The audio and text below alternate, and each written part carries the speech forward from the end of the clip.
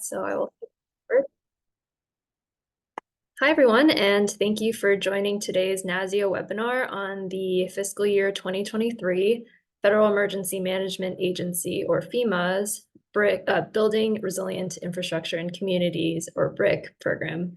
My name is Jasmine Shia, Senior Program Manager with the Buildings team here at NASEO, and we're excited to be providing a panel of experts to present details, best practices, and resources for applying to the latest FEMA BRIC grant program, which includes an inaugural plus-up program setting aside $2 million per state in allocations to support building code adoption, development, and implementation activities.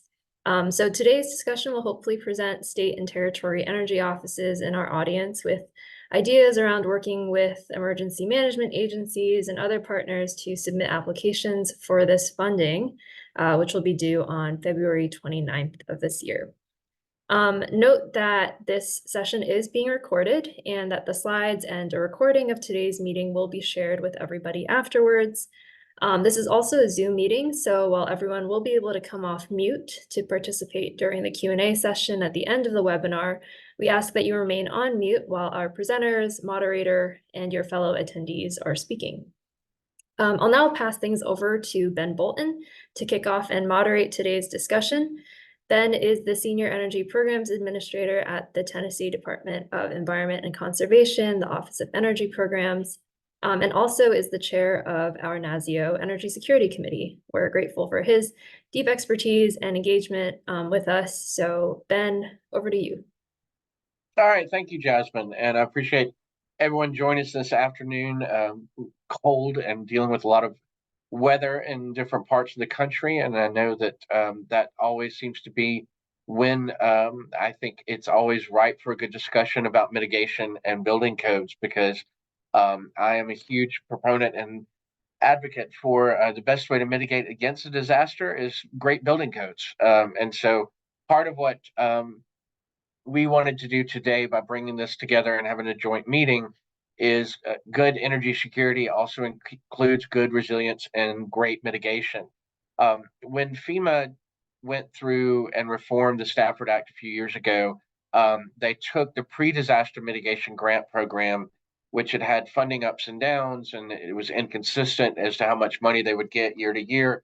And they scrapped that program basically, and it reconstituted and rose out of the ashes to become BRIC, the Building Resilient Infrastructure in Communities program. And with that came a 6% guaranteed funding based on the previous year's post-disaster response. So that was a great line from Congress to give a set pool of money for states and local governments to do and fund these resilient projects. They don't, of course, have to all be energy related, but I think this represents a great opportunity for state energy offices to collaborate with their emergency management agencies. Those are the agencies in each state that oversee this program at the state level, and FEMA delegates certain funds that goes to them, and then there's also a national competitive award. But I'm getting way overhead because we have two great panelists today with us. Jonathan Chipperfield, who's a structural engineer, civil structural engineer with the FEMA BRIC program, and one of the technical folks that goes through these applications and the details and helps decide, is this a good idea or not, or do you need a lot more information with your application, which is very common. And then we'll have Stella Carr, who's the Energy and Resilience Project Manager for ICC. And so that's literally the building code experts, and going to talk a bit about that. Part of how this also came about is being involved is DOE had the good fortune of, I guess it was 2018, DOE allowed me to be the state and local rep on what is called FEMA's Mitigation Framework Leadership Group. It's a mouthful, better known as MITFLAG. And that position used to rotate every year, so you couldn't really, with it meeting quarterly, you couldn't really get much traction on knowing what happened and so forth. So I asked DOE and I said, hey, could we do this another year? I'd really like to get some more traction with it. FEMA agreed, DOE agreed, and well, here we are at 2024, and I'm still doing it. That is to say, the reason I'm doing that is also to be the voice of the energy offices. So when you have or hear of issues with mitigation and related to that, let me know. That's a good way to get your voice heard. I know there are times that we will think our federal partners aren't listening or moving.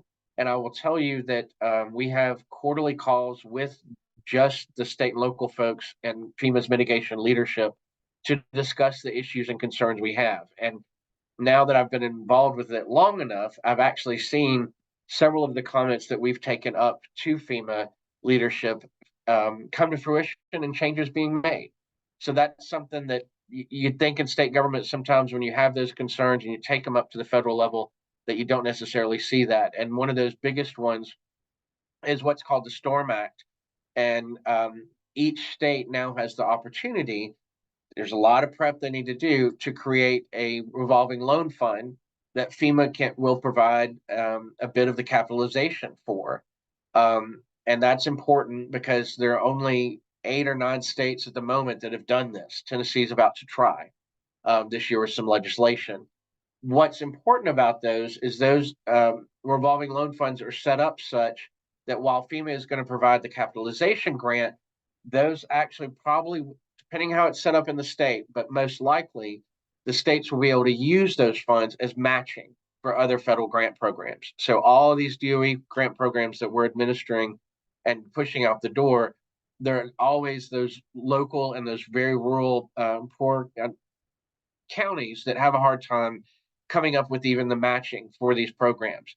So these kind of revolving loan fund programs that states are starting to create to help with emergencies are a great way to help with mitigation grant funding or other DOE programs. And a lot of this is getting creative with it and figuring out how you can know what BRIC is on a state level and a federal level so that then maybe it could pair with something like a revolving loan fund or some state matching programs. Or maybe if a 401(d) grid grant isn't going to be able to cover this, well, then maybe it's a BRIC project that could be done in its place. Or maybe it's something that that could be done with through other means and other programs.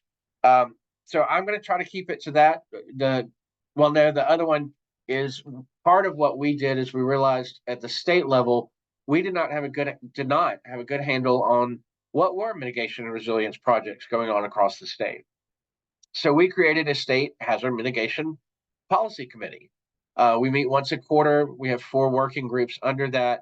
That folded in the Silver Jackets that's run by the Corps and concentrates on flooding and flooding mitigation.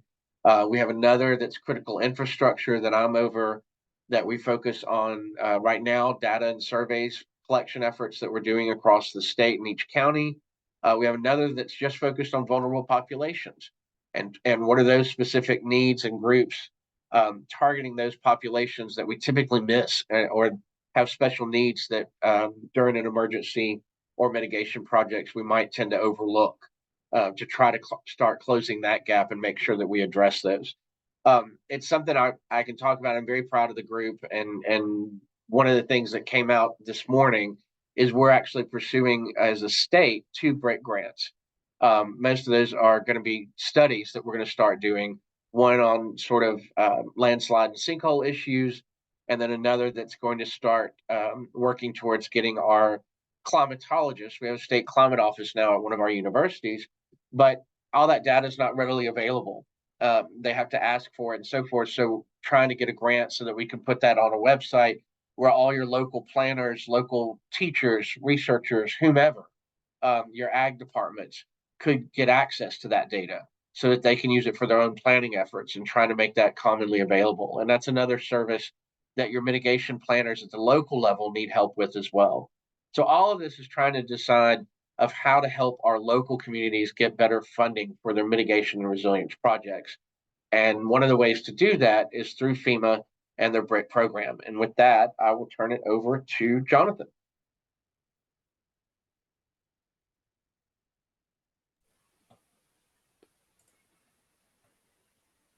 Good afternoon, everyone. Thank you for that introduction. Yeah, I'm going to be talking about the building resilient infrastructure in communities, like overview, essentially. And sorry, I put the wrong date on the presentation. Just noticed that now I'm still stuck in 2023 apparently. But next slide, please.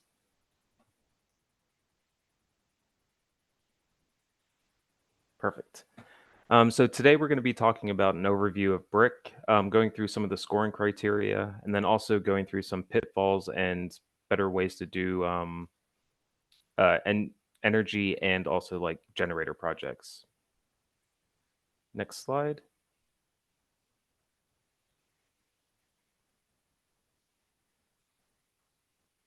Perfect. You can go to the next slide. Awesome.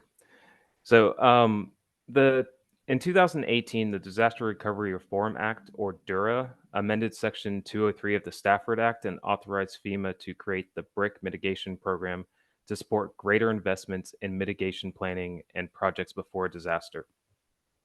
The DURA provides FEMA with a unique and exciting opportunity to support proactive investment in community resilience. Communities that plan and mitigate their risk can reduce the impact of disaster, have a quicker path to recovery, and experience less disaster suffering. Through the development of the BRIC program, we identified 6 foundational guiding principles shown here. Going through our guiding principles, you'll see that the building resilient infrastructure and communities to FEMA means we want communities to consider changes to infrastructure that reduce damages caused by disasters, and when they do, they can encourage and enable more innovative ways to do it. Not all projects need to be highly complex or even that expensive. And the BRIC program positions the agency to fulfill its mission on helping people before, during, and after disasters. Next slide. In October of 2023, FEMA published the Fiscal Year 2023 Notice of Funding Opportunity, or NOFO, for the Building Resilient Infrastructures and Communities Grant Program. This program is one of the most flexible resilience grant programs in the federal government and can be used by communities to better understand disaster risk and vulnerability, conduct community-driven resilience and hazard mitigation planning, and design transformational projects.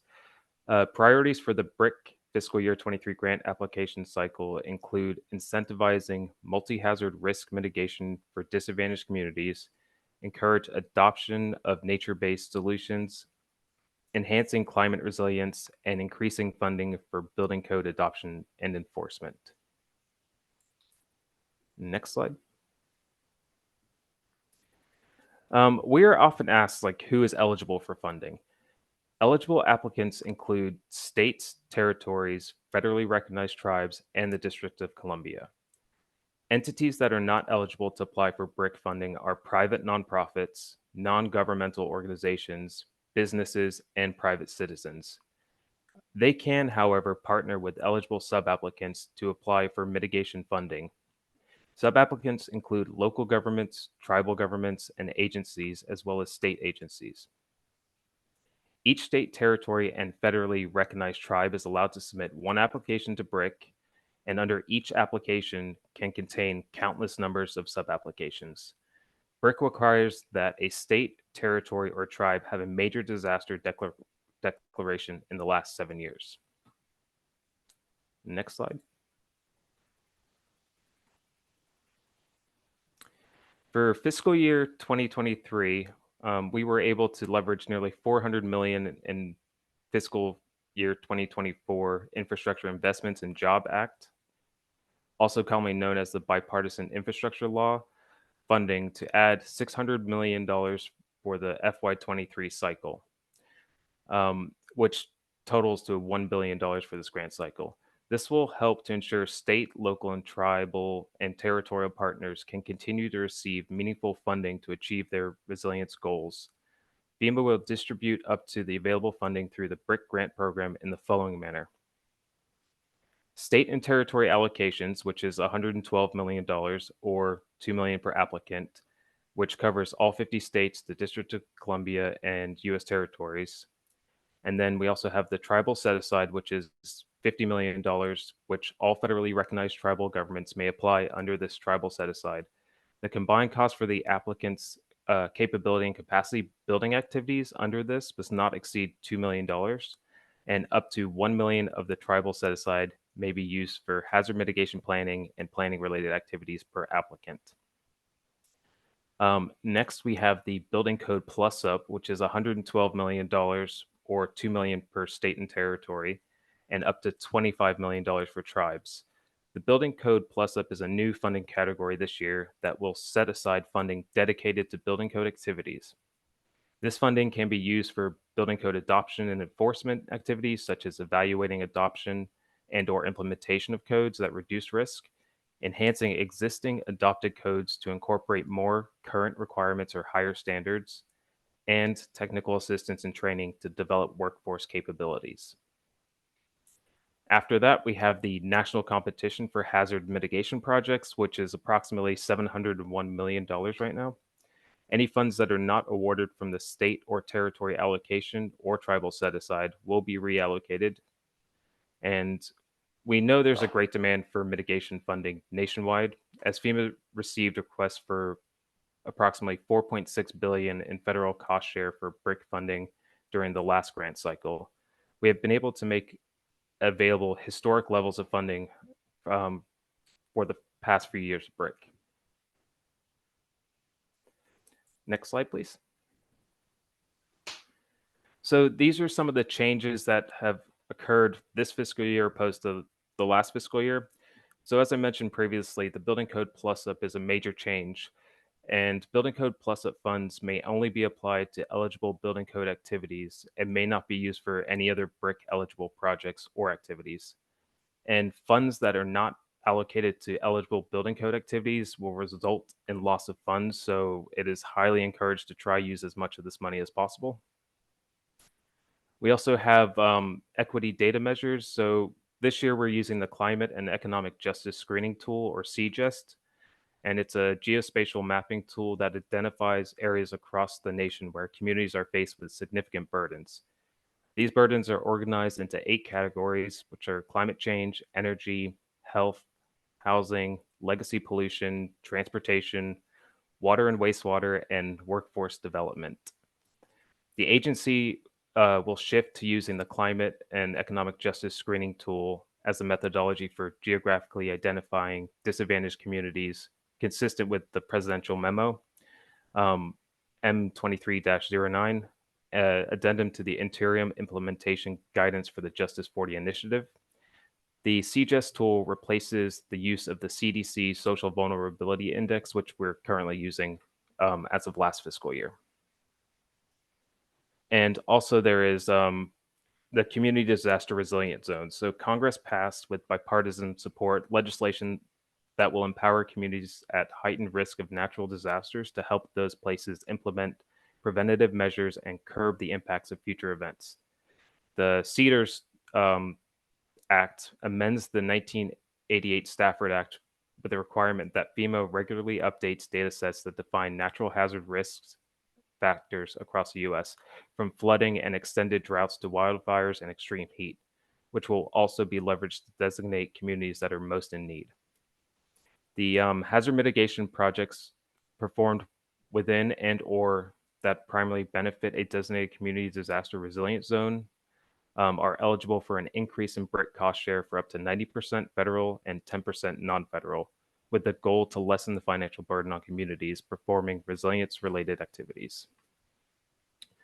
The proportion of benefits going to CEDARS will be identified using weighted population formulas, and a project with at least 50% or more of the benefiting population in a CEDARS zone is eligible for increased federal cost share at 90% and prioritization points in the technical evaluation criteria.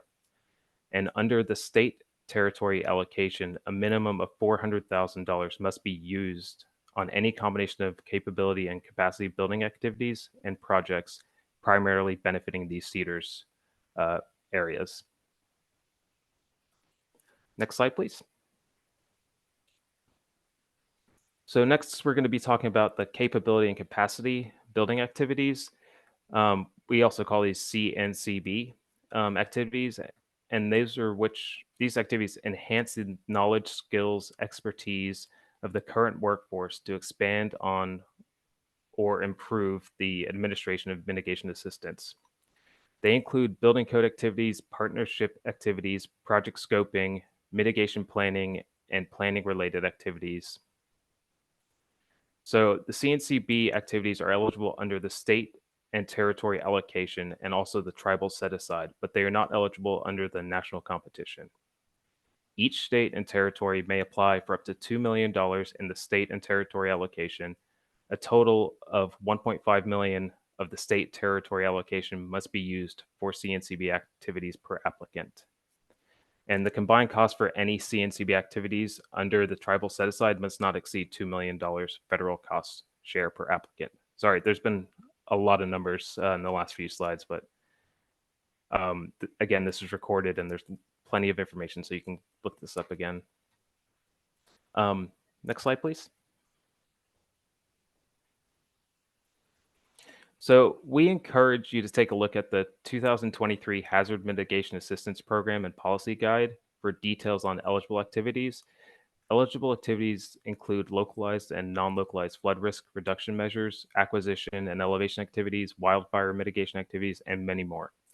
At a high level, projects must be cost-effective, reduce, eliminate risk and damage from future natural disasters, meet the latest consensus codes. Currently, we're using 2018 or 2021 IBC, and align with the hazard mitigation plan, and also meet all environmental and historic preservation requirements. And if you're doing flood-related projects, we encourage you to consider both applying for the FMA grants and BRIC grants just to maximize success in any projects that you may do. Next slide. And this is also another thing that's kind of come up in the past couple of years. It's BRIC DTA, or BRIC Direct Technical Assistance. This FEMA will partner with communities interested in enhancing their capability and capacity to design holistic, equitable hazard mitigation solutions that advance numerous community-driven objectives. And these efforts allow FEMA to help communities build capacity and capability to identify their mitigation needs. It helps communities develop the tools needed to successfully apply for resilience funding, and it also reduces barriers that prevent some communities from accessing the BRIC program.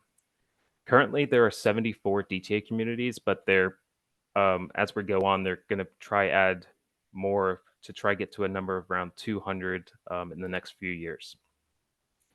BRIC DTA's goals are to increase the climate and hazard resilience of underserved and disadvantaged communities and tribal nations through technical assistance that focus on holistic community planning and project development. And FEMA offers a wide range of non-financial support to selected BRIC DTA communities, including climate risk assessments, community engagement, partnership building, and mitigation and climate adaptation planning. Support for the BRIC DTA communities could range from pre-application activities all the way through to grant closeout. Next slide, please. And now we're just going to go over some of the competition scoring criteria. Again, this is for the $701 million that has been set for the competition, and it doesn't include the allocation funds. Next slide. So when we go through and score competitive projects, there are 5 technical evaluation criteria that we look at. So in order to ensure transparency and efficiency in competition project selection, the technical evaluation criteria are either binary points awards for infrastructure and previous award, or 3-tiered for nature-based solutions, building codes, and disadvantage designation criteria. Right now, we have a maximum of 100 points that you're able to get, and projects either receive full points allotted or 0 points for each criterion.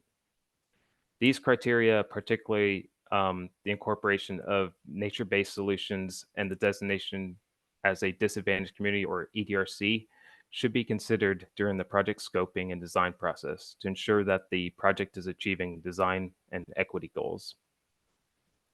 And I'm not going to go through all these criteria, but I'll touch more a little bit on the local and state tribe territory adoption of recent IRC and IBC codes.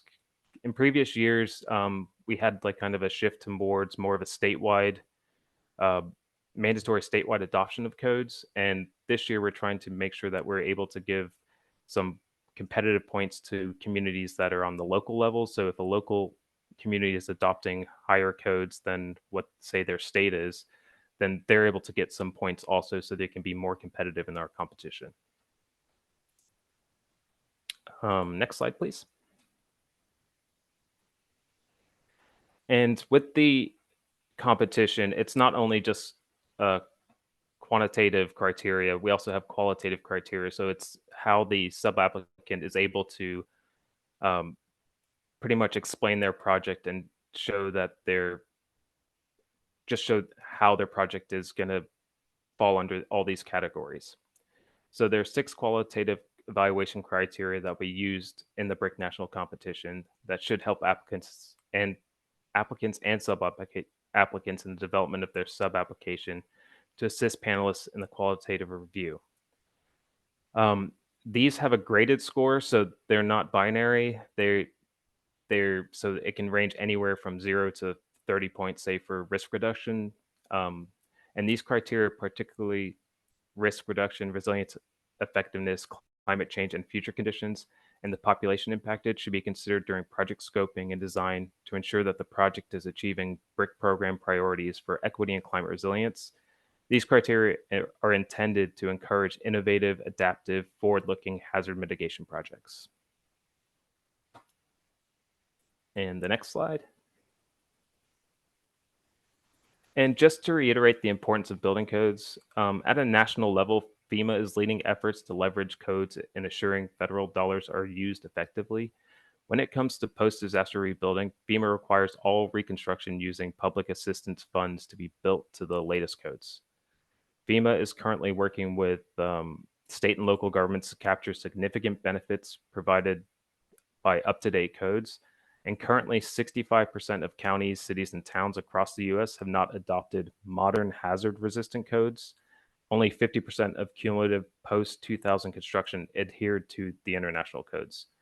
So further, 30% of new construction is occurring in communities with no codes at all, or codes that are outdated by more than 20 years.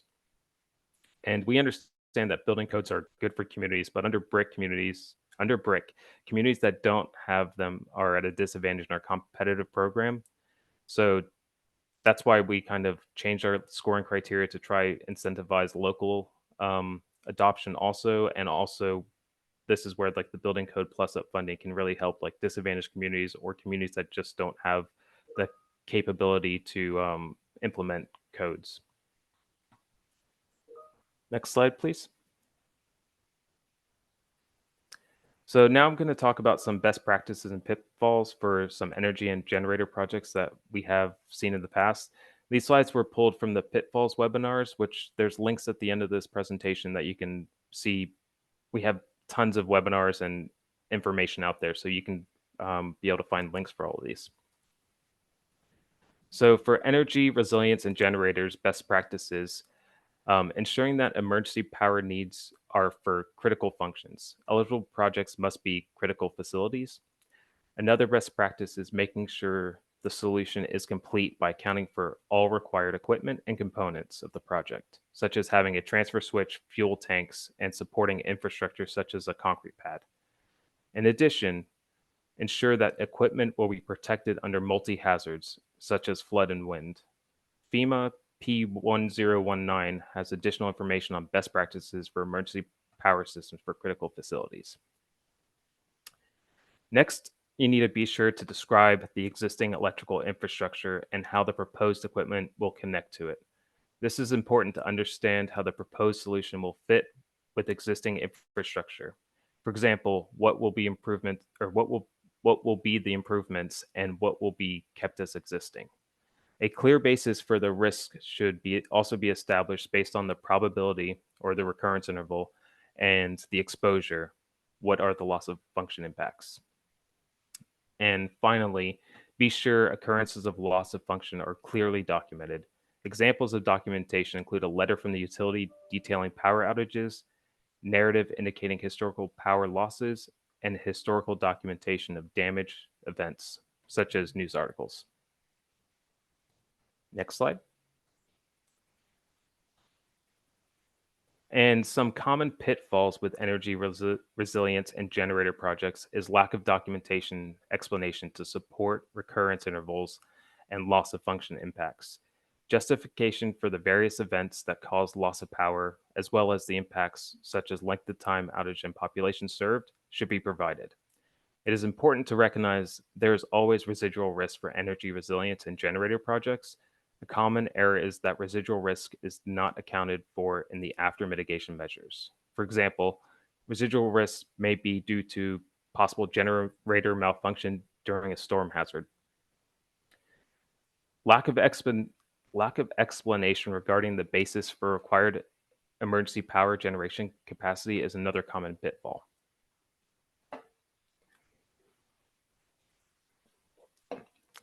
Documentation should be provided to justify the required capacity of the project. For example, what critical functions will need emergency power in the event of a disaster, and how does that proposed capacity account for this? And finally, a common mistake is selecting the incorrect service for loss of function. For example, electrical service is selected when the facility is a wastewater station that provides wastewater services. And next slide. And as a diverse and flexible program, there are a wide array of projects that have been or can be funded by BRIC. Project examples can be found on the Fiscal Year 2022 selections page and in the Mitigation Action Portfolio, which are both linked here. So these are just places where you can find previous project examples, and it gives a brief description of them and kind of gives you some good ideas. Next slide. And this is just going over a couple deadlines on how to apply. As a reminder, you apply using FEMA Grant Outcomes Platform, known as FEMA Go. There's a link on the slide to access it, as well as technical assistance guides. The application period opened in October of 2023 and closes on February 29th, 2024 at 3 p.m. If there's any issues with your application, like trying to put it in there, it's highly recommended that you submit no later than the 27th, so applications, any issues can be resolved, because nothing will be accepted after the 29th. And also, state deadlines are earlier than FEMA Go deadlines, so state officials need to, their deadlines are earlier. So this is the FEMA deadlines, but states sometimes have their own deadlines that sub-applicants need to make sure they meet. And next slide. And here are just some resources. Like, again, this presentation is going to be shared, so you're going to have access to all of these. It has like the BRIC website, the policies, and program support materials, which goes through a lot of eligible activities for different kinds of projects, and also a multitude of webinars that we've done over the last 6 months. So, and with that, that is pretty much an overview of the BRIC program. And I'm going to pass it over to Stella now to go more into the plus up.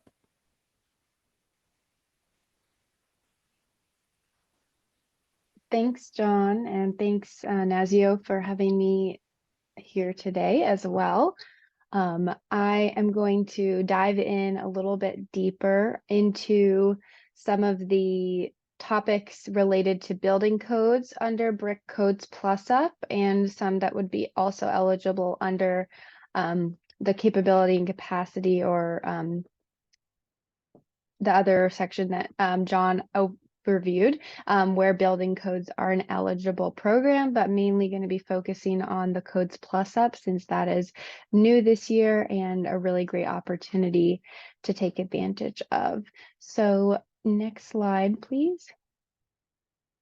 Some of this was covered in John's slide about the funding, but it's just sort of looking at it a little bit different, more so what's been funded in the past 3 cycles of BRIC. And so, as you can see, there have been code projects funded under BRIC during the competition against other types of projects, but this year there is that separate $2 million for each state and up to $25 million set aside for tribal communities to apply for. And if it's, as he said, it's sort of a use it or lose it. If your state does not apply for that $2 million, it won't be, there for you to use again. It'll be added to the competition portion of BRIC this year. And depending on how it's utilized is sort of what we'll see happen in the next year with this funding. Obviously, BRIC will still be around, but every year we sort of wait to see how much money has been allocated. And so right now, these applications, even though you're submitting in 2024, are for fiscal year 23. And so we'll hope to see the number of projects go way up next year with how many are funded for building codes. So next slide. Based on the funding notice and what is considered an eligible expense under BRIC for building codes, things that you can use to spend those funds are, which, as John mentioned, are sometimes not that expensive compared to other types of infrastructure investments and mitigation activities. But you could use it to purchase publications or get licenses to building code activities and different softwares that help you to administer building codes or energy codes, training and certifications related to it, as well as other types of technology and advancements to help improve building code administration and enforcement, and other costs associated with building department accreditation, consulting services, a variety of things like that.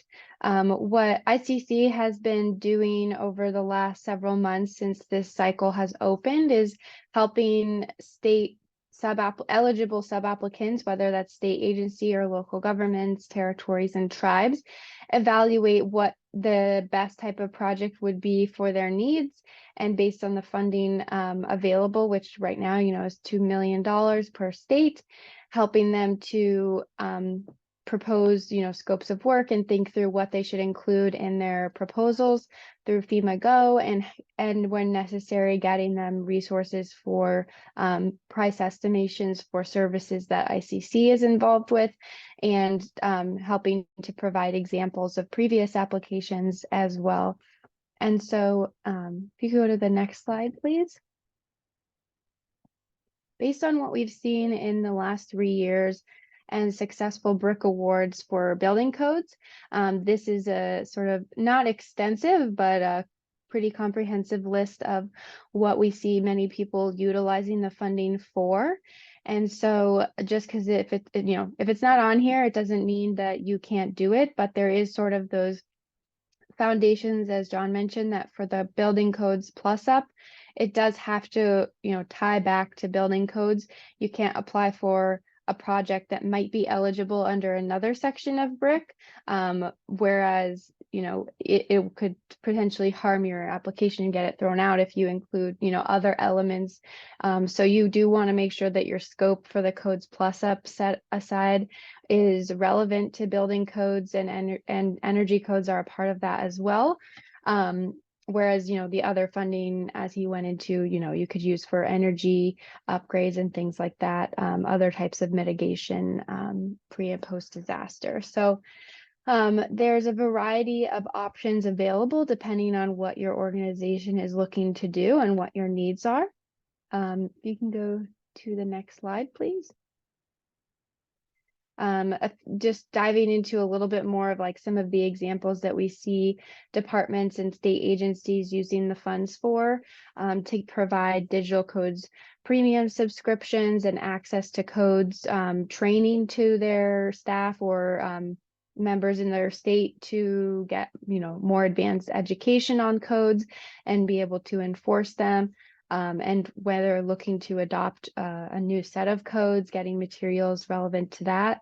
We've seen a lot of communities looking at transitioning more to like digital and more efficient operations. So costs associated with transitioning documents to digitize them, getting services for digital records keeping, as well as ways to help utilize, if you have limited resources available in your community and you need to install things like remote virtual inspection or new programs to be able to reach more capacity building within what you're able to enforce and sort of get things done faster. You can look at, staffing needs or other materials that you need to support getting that done, as well as if you're looking to, develop a custom local building code or, pursue making amendments or other elements of the code adoption process in your state or local jurisdiction.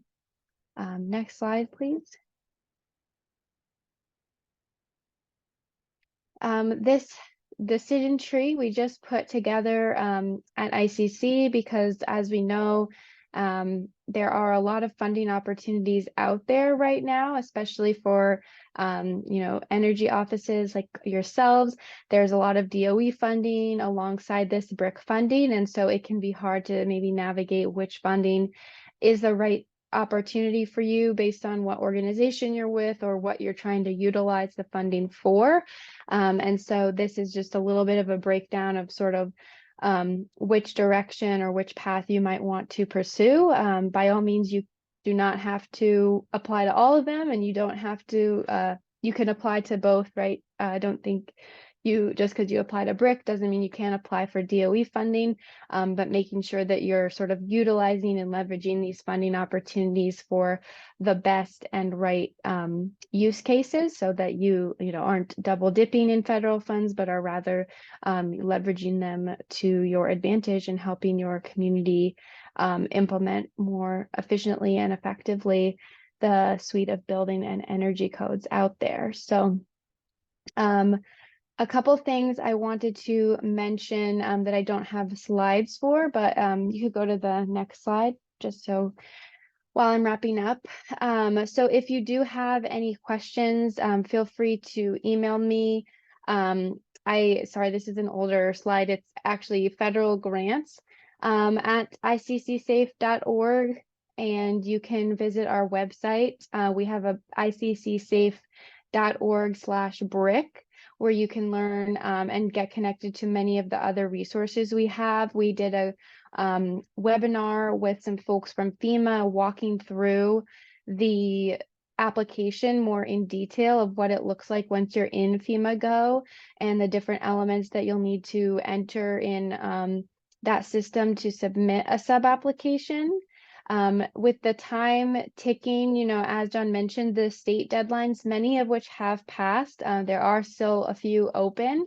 So there, is still hope if your state hasn't closed the deadline that you can get an application in. You do submit your sub-application to the State Hazard Mitigation Office. So if you do not already have a relationship with them, it's worth reaching out and letting them know you're interested in applying, because maybe they haven't received any applications, even though the deadline passed, or, maybe they did and they are already sort of, knowing what proposals they're going to send forward in their application, and, why scramble for a week if they've sort of already maxed out the 2 million.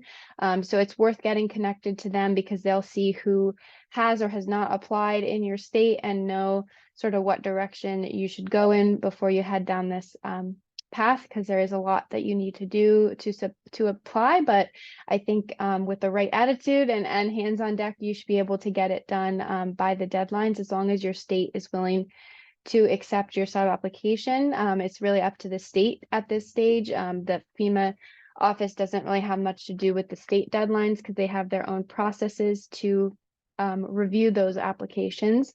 So there is, like I said, those resources on our website, a link to some template materials for proposed project you could do, and what type of answers you may be wanting to seek for the FEMA Go questions, as well as links to both of the webinars ICC hosted earlier, or I guess late last year. And we, if you need to set up a time to talk with me or anyone else at ICC further, please reach out. So that's all I have for you today. Well, that is plenty, that is for sure. And I know that I appreciate both Stella and John both joining us to provide all this information, and it's a lot at you fast. That's typically how we try to do it, because We want to respect your time and keep this to an hour so that we don't go over and get into a lot more detail that we certainly could, because I know I could probably pick both their brains for the rest of the day and enjoy it. So with that, though, I don't want to steal the thunder from anyone else that may have a question. I did have in there about when John brought up about meeting that major disaster declaration requirement. Every state and territory met it because of COVID. So here's one of your benefits of surviving COVID, everyone, is that every state and territory is eligible in that respect. And I think that's an important point. And hopefully you won't end up like Tennessee. We had 7 major disaster declarations in the state just in the last year, which set a record. So would not like to break that record again next year if we could avoid it. However, what other questions might folks on the phone have? If not, I certainly have some teed up that being something I'm interested in, that I can certainly get us along with some questions that I think are good. The first one, while we're waiting, if anybody wants to consider their questions or put one in the chat, either way, I'll also point you to NASEO's State Action Guide for Energy Resilience Projects under BRIC and other hazard mitigation programs. It's a really good guide that NASEO put together in November of 2022 is when it came out. So it's still very current, but it's a good way to break down these, consider what kind of mitigation projects you're doing it. And one of the ways you might introduce yourself to your state hazard mitigation officer, or SHMO, if you don't know who that is to tell them about this guide, because it helps not just understand it from an energy project standpoint, but it's a good guide that I point to for folks just wanting to understand mitigation funding and what that's kind of like, and what are some of the just trying to get your head around that beast and understanding it. So that's a good place to point people to. It's under 40 pages, which these days that's a good guide, and there are a lot of diagrams in it that are really good to get around. So please feel free to do that. And with that, are there any other questions? We'll go on the line, but because I can't see if we've got anybody. We all unmuted at this point? Yeah, folks can come off mute to chime in with any questions, but we welcome you to also use the chat. But I'm not seeing any questions in the chat currently, Ben, if you have any other questions that you want to kick us off with. Oh, sure. Because one of those things that I was wondering is what are some of those ways that the state energy offices could be involved with BRIC, and that you could see would be good ways that we could help socialize this program more, or other ways that we could be involved, because energy offices are energy experts, but more importantly, we're great at knowing even more technically advanced experts than we are, and helping connect to those. And I know that local and states mitigation offices have a hard time getting that TA and that technical understanding, even just evaluating those projects. So what are some of the ways that you think we could help encourage that and foster that?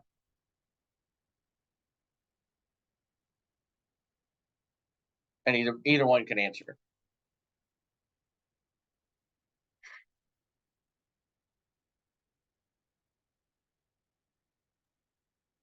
Stella, John, I think you're on mute right now if either of you are trying to speak.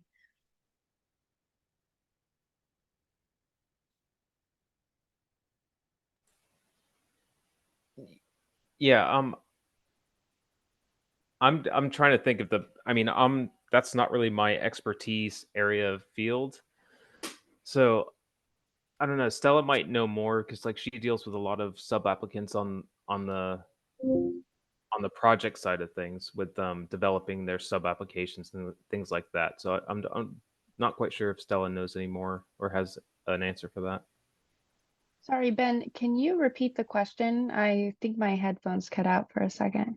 Sure. I was just wondering some ways that you might suggest state energy offices could get more involved with BRIC and helping. We heard about the program, we heard about what codes opportunities there are, but what are some tangible ways that you think state energy offices could help get the word out or work with projects?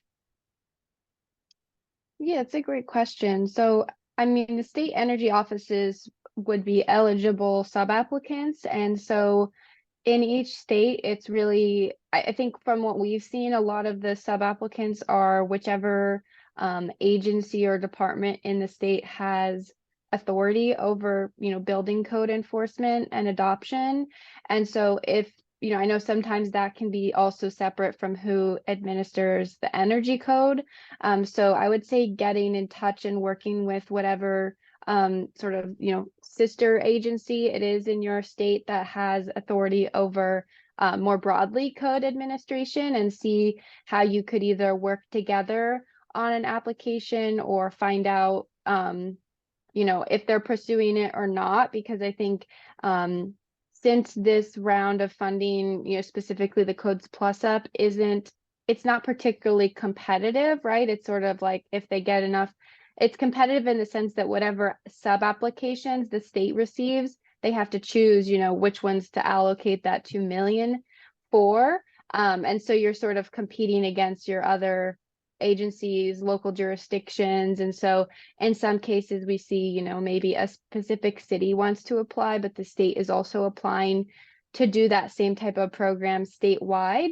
So I think it's worth sort of discussing with other potential sub-applicants and figure out what they're looking to do, and if you can apply to do something different or team up so that you're not sort of duplicating efforts as well. Because then if your state reviews the applications and sees, they're sort of the same thing, just different person administering it, that could become tricky as well. So I would say, it's really building those relationships if they don't exist already, or if you have them, sort of touching base and see how best to go after it, in correlation to other applicants or working together. Thank you. That's definitely some good insight. And one of the ones that I had wondered, and then I'll go back to something else, is, and this is probably more for John, is so part of the energy offices and the energy security side of things is we administer and oversee the state energy security plans in each 56 state and territory offices. IJA had some new build criteria that we have to meet, elements that we have to meet to as required by Congress at this point. And one of those is a risk assessment. Would a risk assessment related to the energy sector be a qualifying activity under BRIC, for a sub-applicant of the state set aside?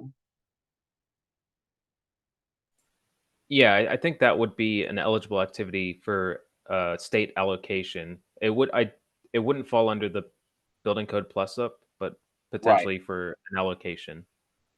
That was one of the questions I'd had, because I sadly had just thought of that today. I wish I'd thought of that sooner, but better not than always. And because I think that is something that we're going to see a lot more energy offices interested in diving deeper into that arena and how we can help do better planning with that. And so that's for those that are new to it, the state set aside the competitive side of this is what gets all the attention, because it's $700 million, but it's highly competitive and projects can be up to $50 million. So that's certainly great, and there are some amazing transformative projects that are getting awarded through that. And Kentucky, for instance, got one of those. I saw Amanda Lemaster was on, and they've got a great resilience related project and planning that they're doing on their side of it. But that's another good example of things that you can do. She's been helping, and I'm going to watch her turn red probably. She's been helping local counties review their applications, and that's another way that she can help without overextending herself, frankly, and trying to get that as far as trying to prepare an application or oversee the grant. And that's just helping advise and add some of this narrative that John was referring to and talking to. So I think that's another good way that the energy offices could help with that. But we do have a question. Heather asked, how are other states using BRIC for software that was mentioned by Stella? Are those subscription services or just high cost of acquisitions and training related to building codes out there? I'm just reading the question as well, make sure I answer it correctly. Sure. Yeah, there are a ton of states and local jurisdictions, that we've many of the ones that we've worked with to help get applications put together are using the funds for one type of software or another related to code enforcement or administration, whether it's permitting software or a subscription service for, you know, the number of accounts they need. Either if they're applying at the state level, they're applying, you know, for a certain number of user titles so that they can, you know, distribute those amongst jurisdictions in their state, or if it's at the local level, you know, getting the right number of users for their jurisdiction. So it's not necessarily like you have to choose one or the other. A lot of these applications, because these tools compared to other types of BRIC projects aren't expensive at that, you know, at the large scheme when we're talking about millions, billions of dollars, but it's expensive for that community often. So it's a helpful way for them to be able to, you know, apply for permitting software and code subscriptions and training, you know, all in one. And that, you know, for a small jurisdiction or a smaller state, you know, might, you know, only be $500,000.